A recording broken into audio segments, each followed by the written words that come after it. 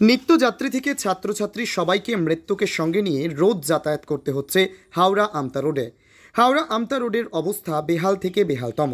এই রাস্তা দিয়ে প্রত্যেকদিন বহু মানুষ যাতায়াত করে এবং কাছেই স্কুল থাকায় বহু ছাত্রছাত্রীরা যাতায়াত করে, আর এই যাতায়াত করাটা সত্যি দুর্বিষহ হয়ে উঠেছে সাধারণ মানুষের পক্ষে। ছবি দেখলেই বুঝতে পারবেন যে কিভাবে মানুষকে নিজের জীবন হাতে নিয়ে এই রাস্তা দিয়ে যাতায়াত করতে হচ্ছে। শুরু হয়েছে বর্ষাকাল, আর সেই কারণে এইসব রাস্তা পুকুরের সমান জল ভরে গেছে, কিন্তু সরকারের পক্ষ থেকে কোনো রকম পদক্ষেপ দেখা যাচ্ছে না।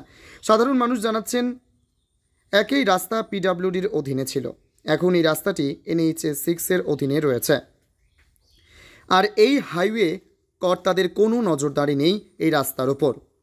ভুগতে হচ্ছে সাধারণ মানুষকে। প্রত্যেক দিন আতঙ্কের সঙ্গে এই রাস্তা দিয়ে চলাচল করতে হচ্ছে মানুষজনকে।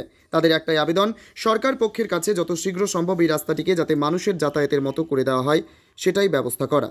এখন দেখার যে কবে টনক নড়বে সরকারের আর রাস্তা ঠিক হবে।